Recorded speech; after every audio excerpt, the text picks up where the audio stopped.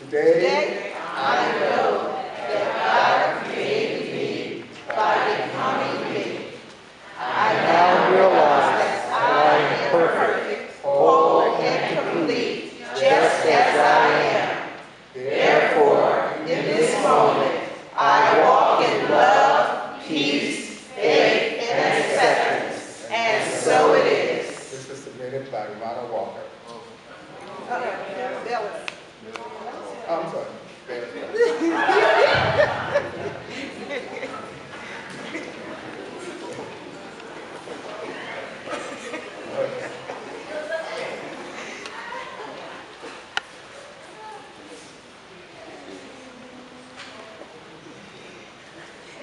For the theme of the Bruce for the month of June, I'm reading from Living the Science of Mind from Ernest Holmes, page 120, The Law That Is Within You. The law that is within you is an activity of the mind principle in you. This mind within you is the mind of God. All inquiry into any truth, whether we consider such truth physical or metaphysical, leads to the inevitable conclusion that the final creativeness of the universe is a movement of intelligence within and upon itself. This intelligence already exists at the center of your own being. It is your own being. And the very power of imagination which you exercise is this intelligence functioning at the level of your comprehension of it. To think is to create. The law that is within you is both universal and individual. Since your mind is some part of the mind of God, there is a place within you where you are universal, where you are universal power. That power is law. This law, which is at the center of your own being, you no doubt have used largely in an unconscious way. We have used it in ignorance of its true nature. Consequently, the very good which you so greatly desire, but which you have been afraid you would not gain, has been kept away from you because you have denied its presence in your experience. To affirm the presence of this good is to use the law within you for the creation of the good which you affirm. One of the most fascinating things which you will ever learn is that this law, which exists at the center of your being, is creative. You use the same creativeness which brought the planets into being, the same creativeness which produced everything that is. The law of your life is the law of freedom, but you used it as a law of bondage. You must now use it as a law of freedom. All individual minds, your own included, are different activities of the infinite mind. This mind of God is the law of your life.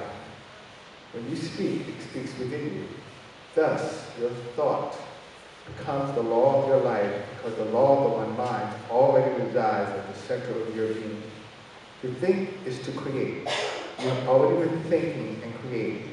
Now you wish to create good instead of evil, abundance rather than limitation.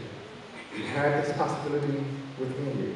The law within you is set in motion by the mind within you. The mind within you is God having complete authority over the law, but you must reverse your use of the law.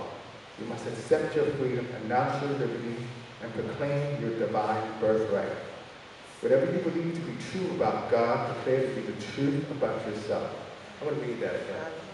Whatever you believe to be true about God, declare to be the truth about yourself. Know that the power within you, which is God, is the law of good establishing right action in your life. In this manner, you will gain dominion and exercise authority. To think is to create. A thinker is a creator. He lives in the world of his own creation. You are a thinker, therefore you are a creator. Consequently, you live in a world of your own creation. At first, this does not seem to be true, and you may deny it. But finally, you will come to see that if this were not true, you cannot be a free individual. If it is true, then your very bondage is the result of an ignorant use of your freedom. To think is to create. This is the key which opens the doorway to wisdom and power.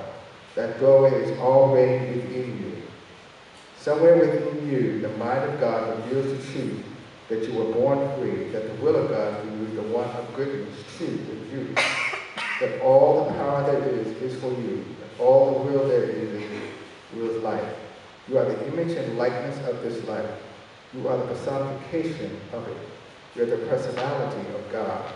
The kingdom of heaven is already within you, and the law of that kingdom is harmony, peace, and joy. But if this law of God within you is one with all law, then there is no opposite to it. Nothing can contradict this final, absolute, supreme authority.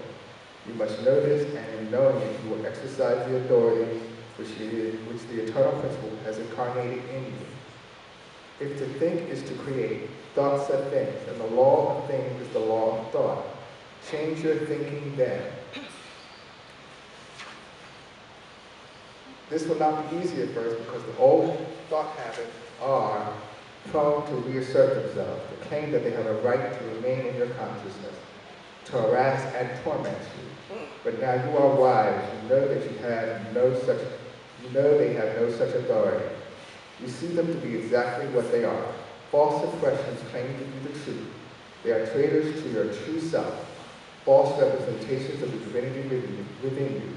They are misuse of your law of freedom, but you will cast them out. You will say to them, I no longer accept you, be gone.